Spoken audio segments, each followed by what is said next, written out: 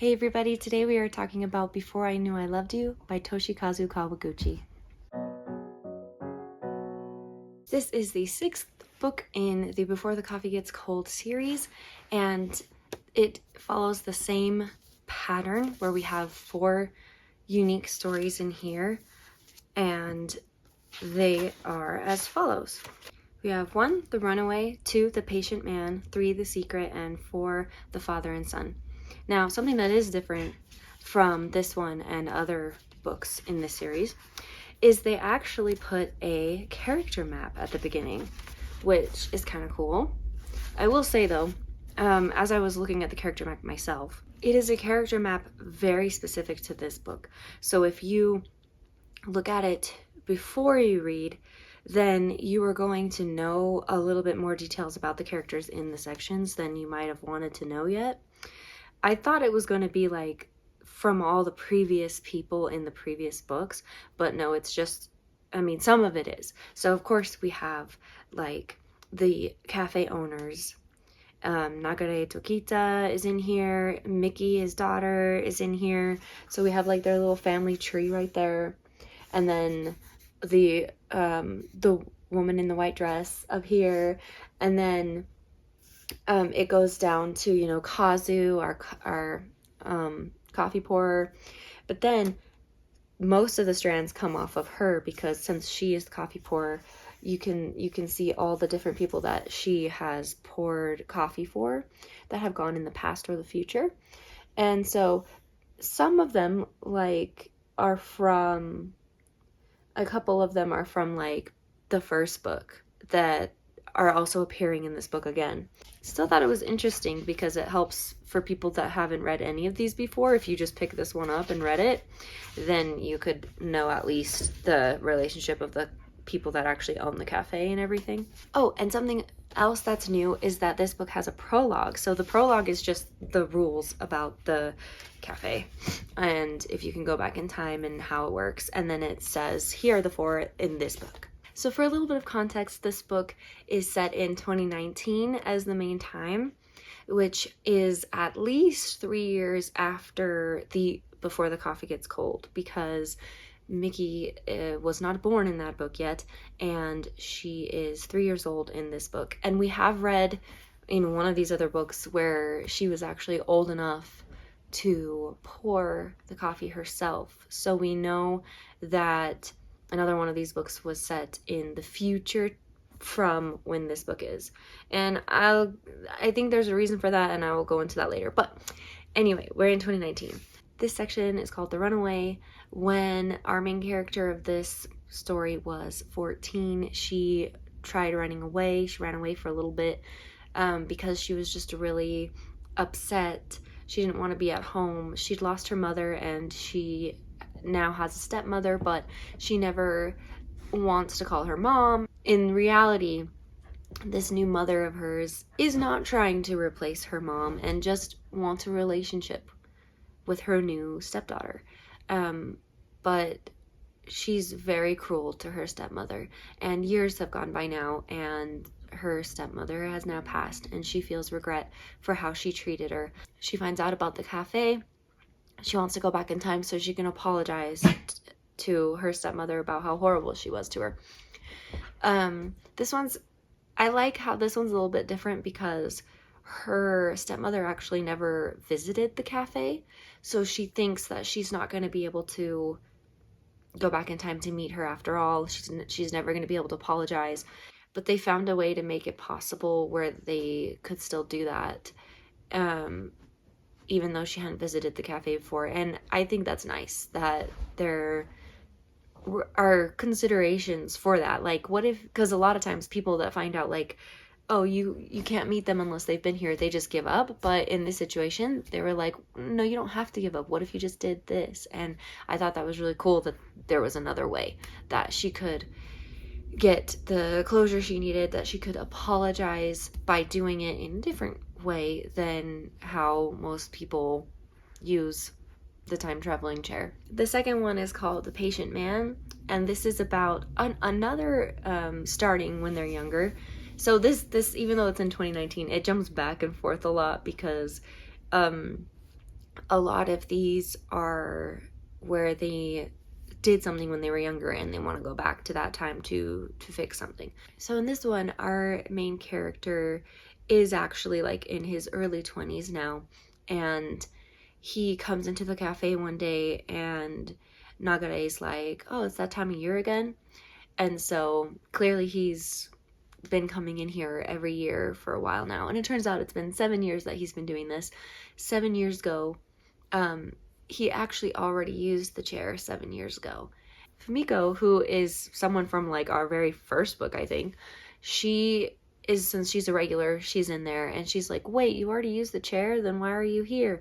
And so she basically gets him to tell her the whole story, and that is how we learn about his story. So it's Valentine's Day and our main character is in junior high. He is hoping that this girl will give him chocolates as a signal that she likes him too.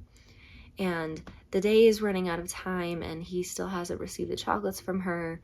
And so he's starting to like feel bad because he was just really hoping that she returned his feelings for him. Basically, what ends up happening is she gets hurt. If you don't want this entire portion of the story to be spoiled for you, then skip ahead to this time stamp here, because I want to kind of just share my thoughts real quick, and I can't do that without spoiling like the whole point of the story. So here we go. In this story, she loses her memory because she gets in an accident on her bicycle, and it involves her getting hit into a car, and she loses her memory.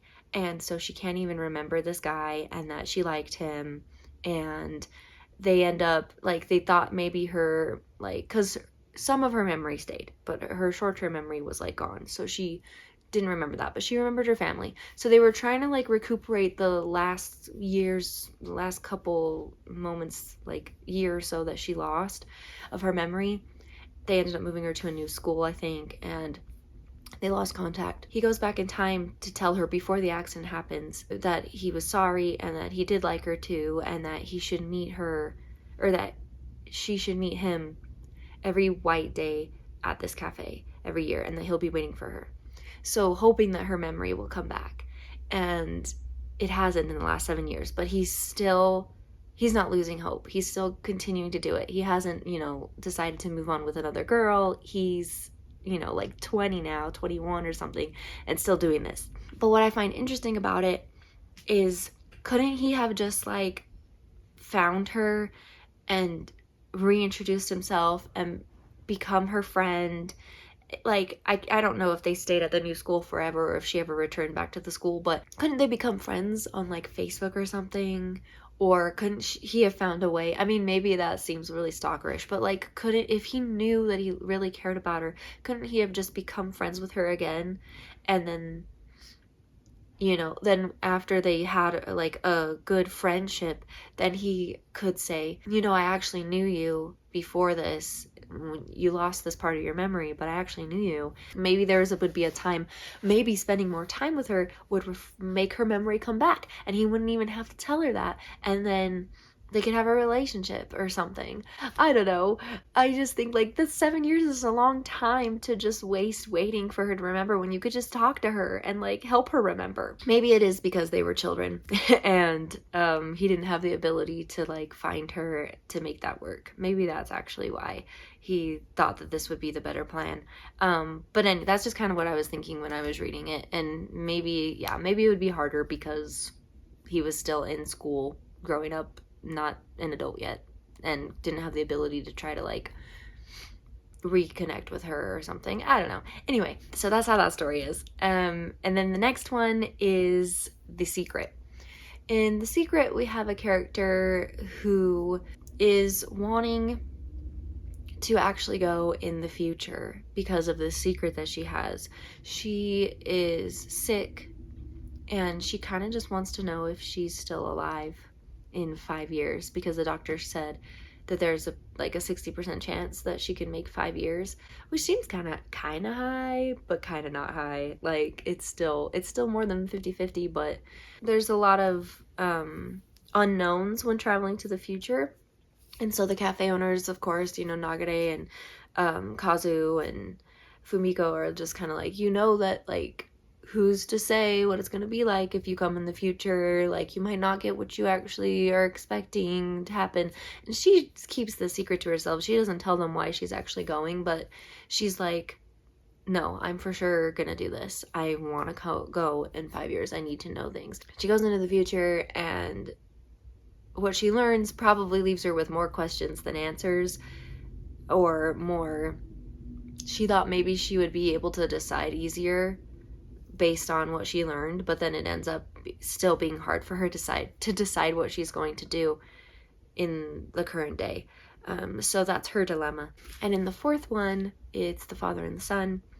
And this one is really touching because the father passed away pretty suddenly, and the kid, who is still like a teenager, I think he's 14, he comes in and he's like, I just wanted to speak to him one more time, but I'm not sure if he actually came to this cafe. They're like, okay, well, you can go back, but just know there's no guarantee. If you're not sure if he was here, and if he wasn't here, then, you know, if you're not sure, you just gotta think in your head and believe that he was here so that you can be brought back in time at the proper moment when he was here. So just really believe it in your heart that he came here, and you should return to the past at the time that he was, if he was.